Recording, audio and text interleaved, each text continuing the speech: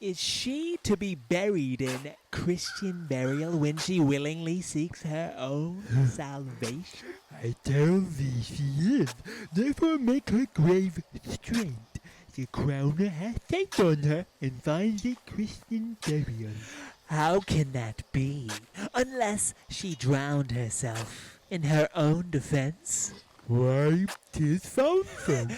It must be, say offendendo. It cannot be else. For here lies the point. If I drown myself wittingly, it argues an act. And an act hath three branches. It is to act, to do, and to perform. Argal, she drowned herself wittingly. Nay, but hear good man tells her. Give me leave. Here lies the water. Good. Here stands the man. Good. If the man go to this water and drown himself, it is will he, nil he. He goes. Mark you that. But if the water come to him and drown him, he drowns not himself. Argal, he that is not guilty of his own death shortens not his own life. But is this law? I marry ist. Crowner's quest law. Will you have the truth on? Eh? If this had not been a gentlewoman, she should have been buried out of Christian burial. Why? There thou sayest. And the more pity that great folk should have countenance in this world to drown or hang themselves more than they're even Christian. Come, my spade, there is no ancient gentleman but gardeners, ditchers, and grave makers. They hold up Adam's profession. Was he a gentleman? I was the first that ever bore arms. Why, he had none. What? Art a heathen? How dost thou understand the scripture? The scripture says Adam digged. Could he dig without arms? I'll put another question to thee. If thou answerest me not to the purpose, confess thy sin. What is he that builds stronger than either the mason, the shipwright, or the carpenter?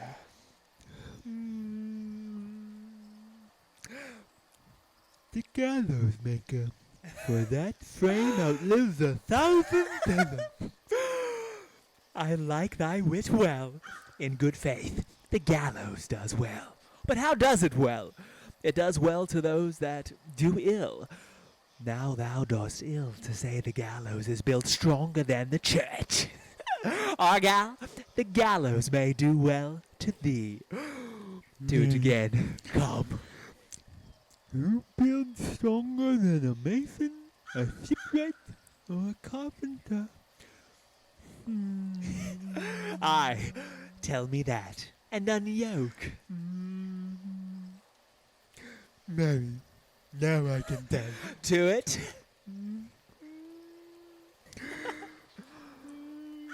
Matt, I cannot tell.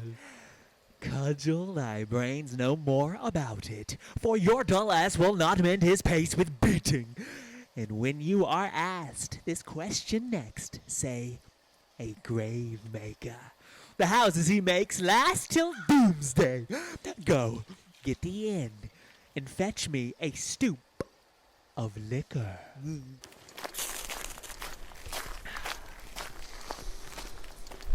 In youth, when I did love, methought it was very sweet to counteract all the time, for I might be old. Oh, methought there was a nothing of me. Has this fellow no feeling of his business that sings at grave making? Custom hath made it in him a property of easiness. Tisian so. The hand of little employment hath the daintiest sense. But age with his stealing steps hath clawed me in his clutch, and hath shipped me until the land as I had never been such. That skull had a tongue in it, and could sing once. How the knave jowls it to the ground as if 'twere Cain's jawbone that did the first murder. This might be the pate of a politician, which this ass now o'erreaches one that would circumvent God. Might it not? It might, my lord. Or of a courtier, which could say, Good morrow, sweet lord. How dost thou, sweet lord? This might be my lord, such a one that praised my lord, such a one's horse when I meant to beg it. Might it not? Aye, my lord. Why, e'en so. And now my lady worms, chapless, and knocked about the mazard with a sexton's spade. Here's fine revolution, and we had the trick to see it. Did these bones cost no more the breeding but to play at loggets with them? Mine ache to think on't. A pickaxe and a spade, for and a shrouding sheet, oh, bit of clay for to be made, for such a guest is me. There's another. Why may not that be the skull of a lawyer? Where be his quiddities now? His killities, his cases, his tenures, and his tricks? Why does he suffer this mad knave now to knock him about the sconce with a dirty shovel, and will not tell him of his action of battery? This fellow might be in time a great buyer of land, with his statutes, his recognizances, his fines, his double vouchers, his recoveries. Is this the fine of his fines, and the recovery of his recoveries, to have his fine pate full of fine dirt? Will his vouchers vouch him no more of his purchases, and double ones too, than the length and breadth of a pair of indentures? The very conveyances of his lands will scarcely lie in this box, and must the inheritor himself have no more? Ha! Not a jot more, my lord. Is not parchment made of sheepskins? Aye, my lord, and of calfskins too. They are sheep and calves which seek out assurance in that. I will speak to this fellow. Whose grave's this, sirrah? Mine, sir. Oh, a bit of clay for to be made, for such a guest is me. I think it be thine indeed, for thou liest, and you lie out on't, sir, and therefore 'tis not yours. For my part, I do not lie in't, yet it is mine. Thou dost lie in't, to be in't, and say it is thine. 'Tis for the dead, not for the quick, therefore thou liest. 'Tis a quick lie, sir. 'Twill away again from me to you. What man dost thou dig it for? For no man, sir. What woman, then? For none neither. Who is to be buried in't? One that was a woman, sir, but Rest her soul, she's dead. How absolute the knave is. We must speak by the card, or equivocation will undo us. By the Lord, Horatio, this 3 years I have taken note of it. The age is grown so picked that the toe of the peasant comes so near the heel of the courtier he galls his kibe. How long hast thou been a grave maker? Of all the days of the year, I came to it that day that our last King Hamlet overcame Fortune. how long is that since? Cannot you tell that? Every fool can tell that. It was the very day that young Hamlet was born. He that is mad and sent into Aye, England. Marry, why was he sent into England? Why, because I was mad. I shall recover his wits there. Or if I do not, it is no great matter there. Why? 'Twill not be seen in him there. There the men are as mad as he. How came he mad? Very strangely, they say. How strangely. Faith, Ian, with losing his wits. Upon what ground? Why, here in Denmark. I have been sexton here, man and boy, 30 years. How long will a man lie in the earth ere he rot? Faith, if it be not rotten before I die, as we have many parky courses nowadays that will scarce hold the laying in, I will last you some 8 year or 9 year. A tanner will last you 9 year. Why he more than another?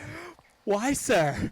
His hide is so tanned with his trade that will keep out water a great while, and your water is a sore decay of your horse and dead body. Here's a skull now hath lying you in the earth 23 years. Whose was it? A horse and mad fellow's it was. Whose do you think it was? Nay, I know not. A pestilence on him for a mad rogue.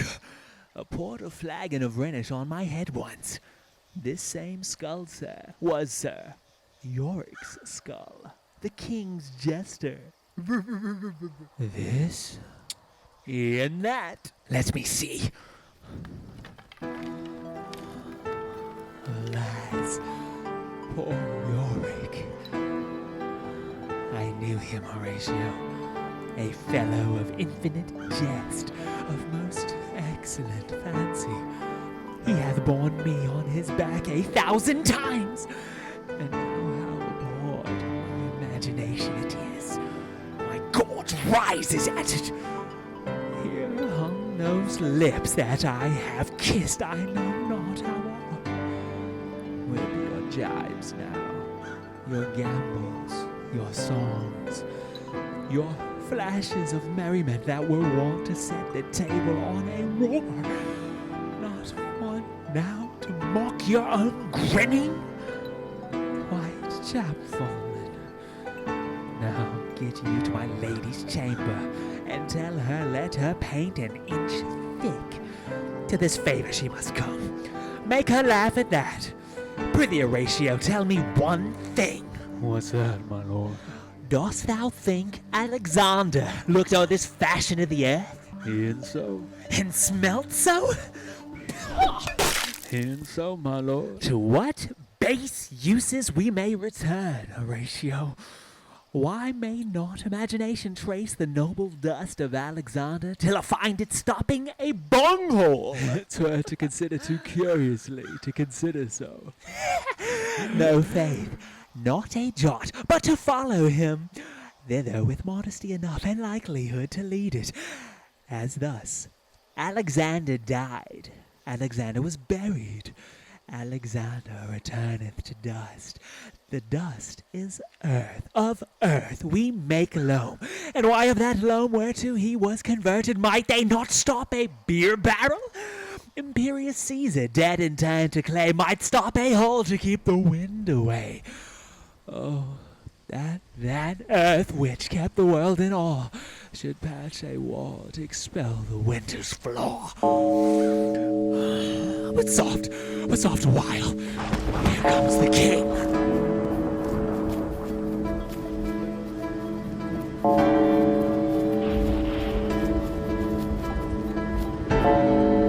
The queen, the courtiers, whose is this they follow? And with such mien and right, this doth betoken the course they follow did with desperate hand for do it own lie. 'Twas of some estate, couch me a while, and mark. What ceremony else? That is Laertes, a very noble youth, mark. What ceremony else? Her obsequies have been as far enlarged as we have warranty. Her death was doubtful, and but that great commander sways the order. She should in ground unsanctified have lodged till the last trumpet, for charitable prayers, shards, flints, and pebbles should be thrown on her. Yet here she is allowed her birds and grants, her maid instruments, and the bringing home of bell and burial. Must Must there no more be done? No more be done. We should profane the service of the dead to sing a requiem and such rest to her as to peace parted souls. Lay her in the earth, and from her fair and unpolluted flesh may violence spring. I tell thee, churlish priest, a ministering angel shall my sister be when thou liest loudly. What? The fair Ophelia? Sweet to the sweet. Farewell. I hope thou shouldst have been my Hamlet's wife. I thought thy bride bed to have decked, sweet maid, and not have strewed thy grave. Trouble, woe, fall 10 times trouble on that cursed head, whose wicked deed thy most ingenious sins deprive me of. Hold off the earth a while, till I have caught her once more in mine arms. Now pile your nurse upon the quicken dead, till of this flat mountain you have made, towards our both bellion, on the sky is shed of blue Olympus. What is he whose grief bears such an emphasis, whose phrase of sorrow conjures the wandering stars and makes them stand like wonder-wounded heroes? This is I, Hamlet the Day! The devil take thy soul! Thou prayest not well! I prithee, take thy fingers from my throat, for though I am not splendid and rash, yet have I in me something dangerous, which let thy wisdom fear. Hold off thy head! Gentlemen! Good my lord, be quiet. Why? I will fight with him upon this theme until my eyelids will no longer wear. My son, what? I love Ophelia! 40,000 brothers could not, with all their quantity of love, make up my sum. What wilt thou do for her? His mass will God forbid! Show me what thou do! Won't weep, won't fight, won't fast, won't dare thyself, won't drink up a seal, eat a crocodile? I'll do it! Dost thou come here to whine, to outface me with leaping in her grave? Be buried quick with her, then so will I. And if thou prate of mountains, let them throw millions of acres on us, till our ground, singeing his blade against the burning zone, make also like a wart. Nay, an else mouth thou rent as thou as now. This is mere madness! And not so wild, the fit will work on him. I'm not as patient as the female dog, and that her golden couplets are disclosed. His silence will cinch. Hear you, sir? What is the reason that you use me thus? I loved you ever, but it is no matter. Let Hercules himself do what he may. The cat will mew, the dog will have his day. I pray the good Horatio wait upon him. Strengthen your patience in our last night's speech. We'll put the matter to the present push.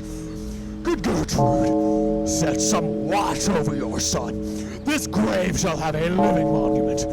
An hour of quiet shortly shall we see. Till then in patience our proceeding be.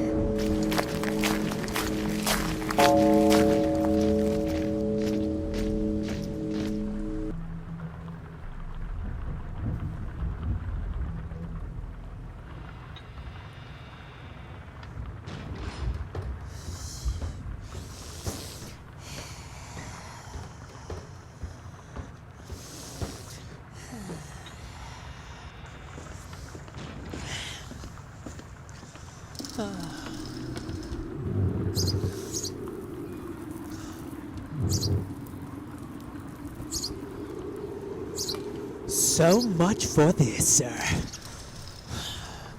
Now shall you see the other. You do remember all the circumstance? Remember it, my lord.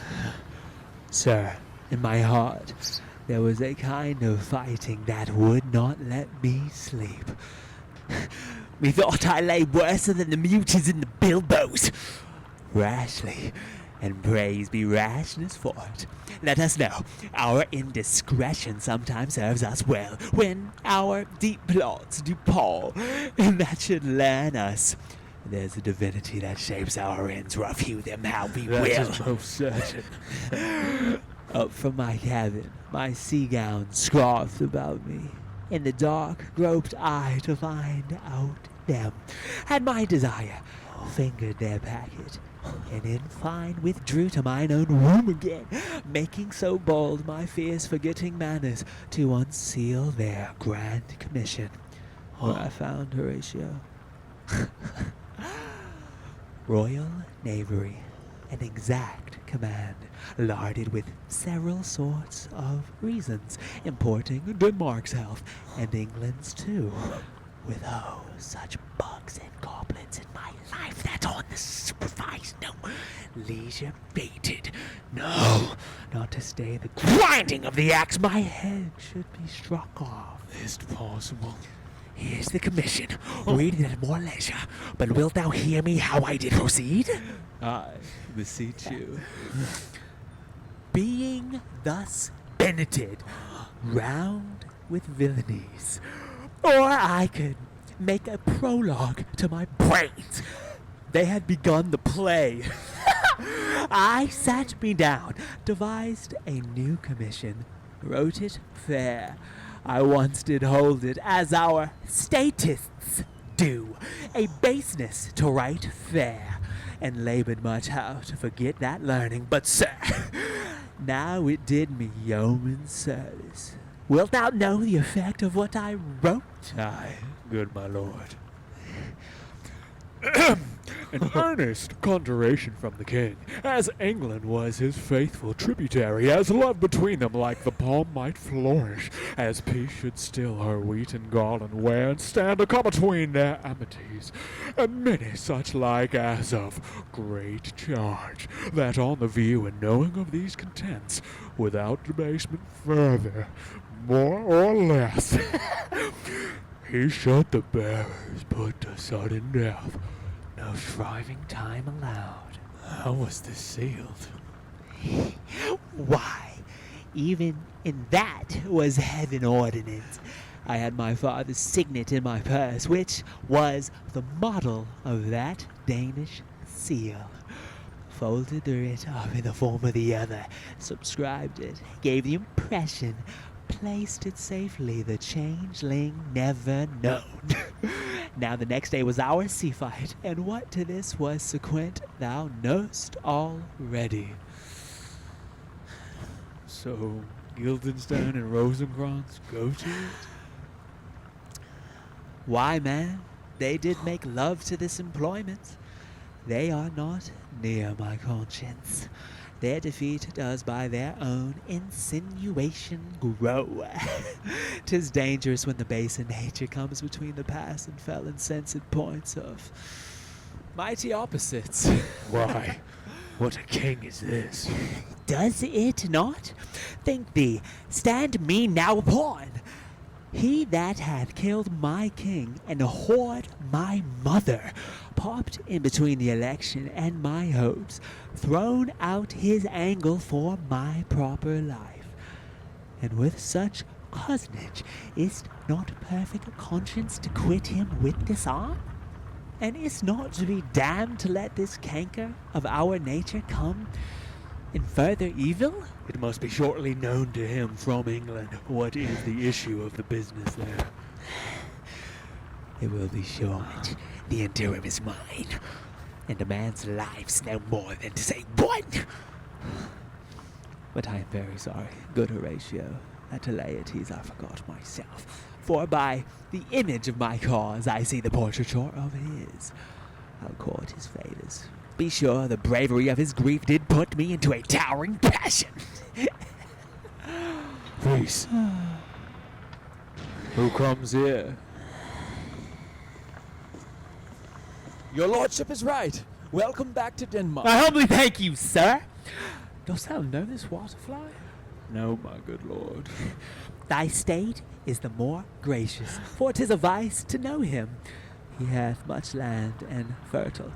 Let a beast be lord of beasts, and his crib shall stand at the king's mess. 'Tis a show, but, as I say, spacious in the possession Sweet of lord, dirt. if your lordship were at leisure, I should impart a thing to you from his majesty.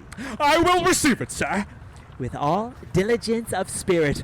Put your bonnet to his right use. 'Tis for the head. Thank your lordship. It is very hot. No, believe me, 'tis very cold.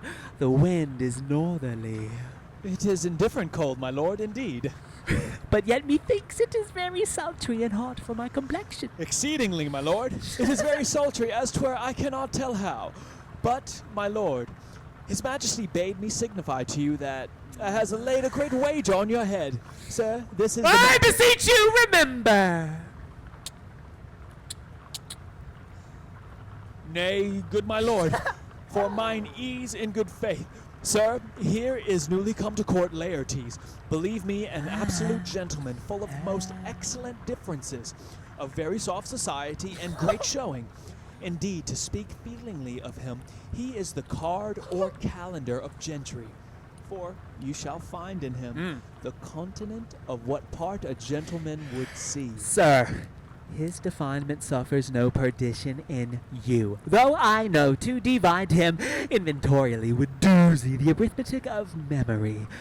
And yet but yaw, neither in respect of his quick sale, but in the verity of extolment, I take him to be a soul of great article, and his infusion of such dearth and rareness as to make true diction of him. His semblable is his mirror, and who else would trace him? His umbrage, nothing more. Your lordship speaks most infallibly. The of him. consonancy, sir?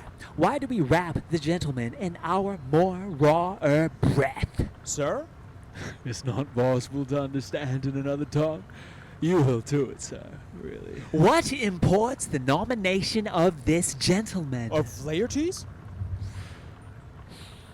His purse is empty already. All golden words are spent. Of him, sir? I know you are not ignorant. I would you did, sir, yet in faith if you did, it would not much approve me. Well, sir? You are not ignorant of what excellence Laertes is. I dare not confess that, lest I should compare with him in excellence. But to know a man well were to know himself. I mean, sir, for his weapon. But the imputation laid on him by them, in his meed he's unfellowed. What's his weapon? Rapier and dagger. That's two of his weapons, but, well, The king, sir, hath wagered with him 6 Barbary horses, against the which he has him pawned, as I take it, 6 French rapiers and poniards, with their assigns as girdle, hangers, and so. 3 of the carriages, in faith, are very dear to fancy, very responsive to the hilts, most delicate carriages, and of very liberal conceit. what call you the carriages? I knew you must be edified by the margin dear you had done. The carriages, sir, are the hangers. The phrase would be more germane to the matter if we could carry a cannon by our sides. I would be hangers till then. But on! 6 Barbary horses against 6 French swords, their signs, and 3 liberal conceited carriages. That's the French bet against the Danish. Why is all this impawned, as you call it? The king, sir, hath laid, sir, that in a dozen passes between yourself and him he shall not exceed you 3 hits. He hath laid on 12 for 9, and it would come to immediate trial if your lordship would vouchsafe the answer. How if I answer no? I mean, my lord, the opposition of your person in trial. Sir, I will walk here in the hall. If it please his majesty, it is the breathing time of day with me. Let the foils be brought in, the gentleman willing, and the king hold his purpose. I will win for him, and I can. If not, I will gain nothing but my shame. And the odd hits. Shall I re-deliver you e'en so? To this effect, sir, after what flourish your nature will. I commend my duty to your lordship. Yours.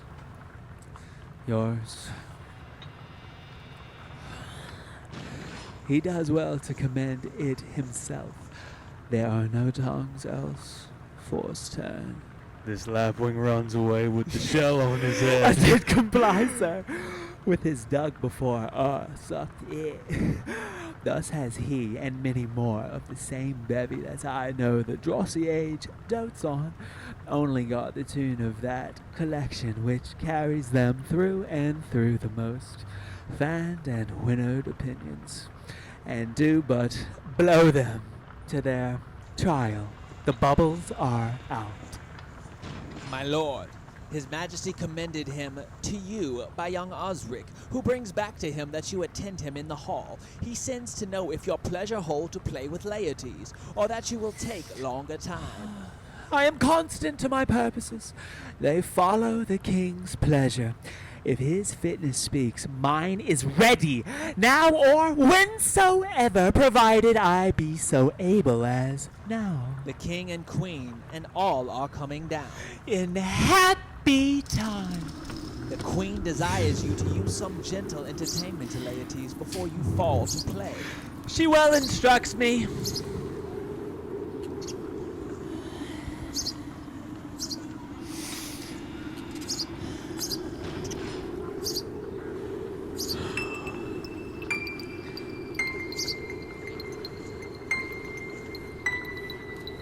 You will lose this wager, my lord. I do not think so. Since he went into France, I have been in continual practice. I shall win at the odds. But thou wouldst not think how ill all's here about my heart. But it is no matter. Nay, good my lord. It is but foolery. But it is such a kind of gain-giving as would perhaps trouble a woman. If your mind is like anything, obey it. I will forestall their repair thither and say you are not fit. Not to it! We defy augury. There is special providence in the fall of a sparrow. If it be now, 'tis not to come. If it be not to come, it will be now. If it be not now, yet it will come. The readiness is all, since no man of aught he leaves knows what is to leave betimes.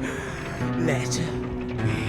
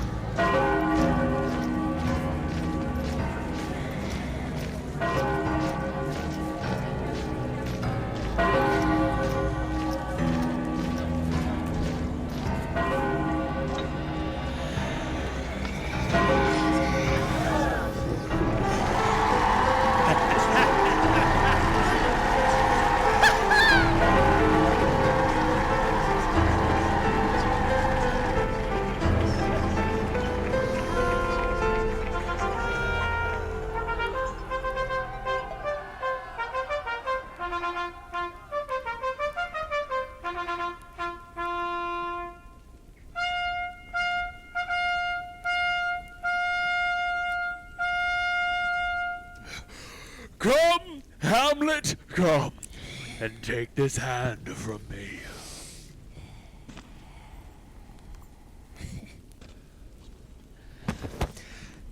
Give me your pardon, sir. I have done you wrong.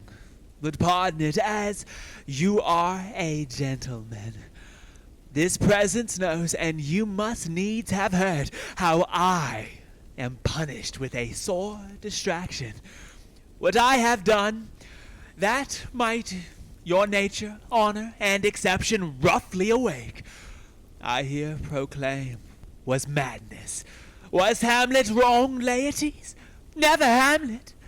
If Hamlet from himself be ta'en away, and when he's not himself does wrong, Laertes, then Hamlet does it not. Hamlet denies it. Who does it then? His madness. If it be so, Hamlet is the faction that is wronged. His madness is poor Hamlet's enemy. Sir, in this audience, Let my disclaiming from a purposed evil free me so far in your most generous thoughts that I have shot my arrow o'er the house and hurt my brother.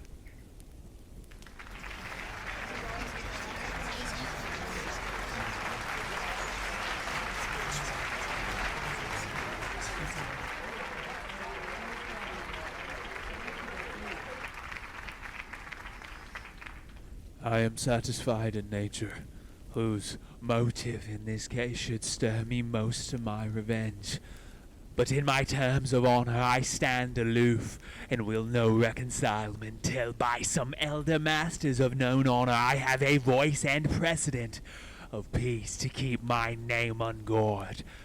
But till that time I do receive your offered love, like love, and will not wrong it. I embrace it freely, and will this brother's wager frankly play. Give us the foils! Come on! Come, one for me. I'll be your foil, Laertes. In mine ignorance, your skill shall, like a star the darkest night, stick fiery off indeed. You mock me, sir. No, by this hand. Give them the foils, young Osric. Cousin Hamlet, you know the wager. Very well, my lord. Your grace has laid the odds on the weaker side. I do not fear it. I have seen you both, but since he is bettered, we have therefore odds. This is too heavy. Let me see another. This likes me well. These foils have all a length.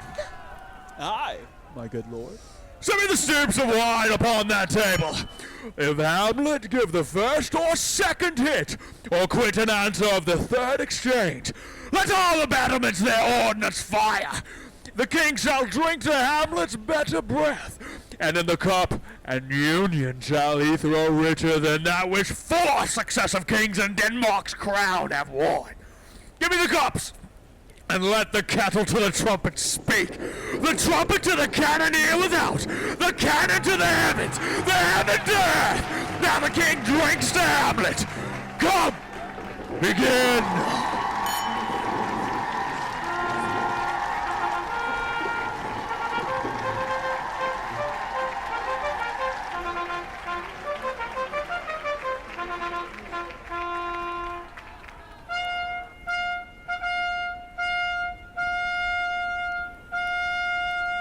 And here the judges bear a wary eye. Come on, sir. Come, my lord.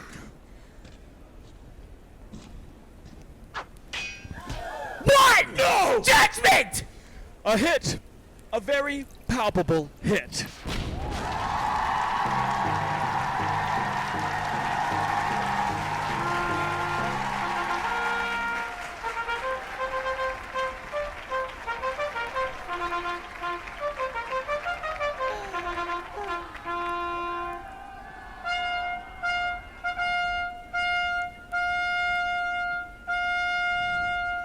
Well, again, say, give me drink. Hamlet, this pearl is thine. Here's to thy health. Give him the cup. I'll play this bout first. Set it by a while. Come.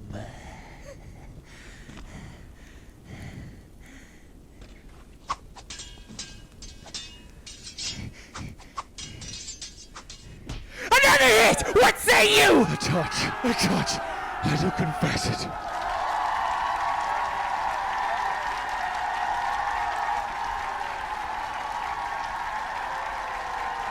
Our son shall win. He's fat and scant of breath. Here, Hamlet, take my napkin, rub thy brows.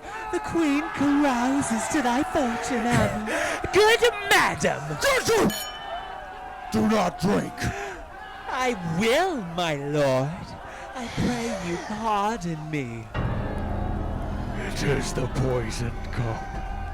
It is too late. I dare not drink yet, madam. By and by. Come, let me wipe thy face. My lord, I'll hit him now. I did not think it. Yet it is almost against my conscience. Come for the third, Laertes? You but dally. I pray you pass with your best violence. I am afraid you make a wanton of me. Say you so? Come on!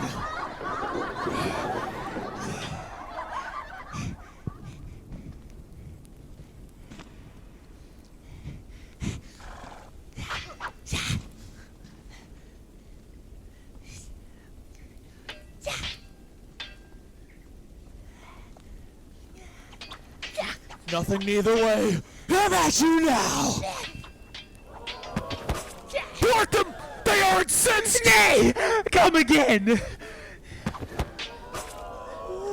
Look to the queen! How? They bleed on both sides. How is it, my lord?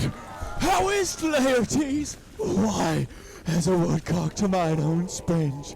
Osric, I am justly killed with mine own treachery. How does the queen? She sounds to see them bleed. No, the drink, oh my dear Hamlet, the drink, I am poisoned! Oh, villainy! Oh! Let the door be locked! Treachery! Sing it out! It is here! Hamlet, thou art slain! No medicine in the world can do thee good. In thee there is not half an hour's life. The treacherous instrument is in thy hand, unbaited and envenomed. The foul practice hath turned itself on me. Lo, here I lie, never to rise again. Thy mother's poisoned. I can no more. The king's to blame. The point in venom too? Then venom to thy work!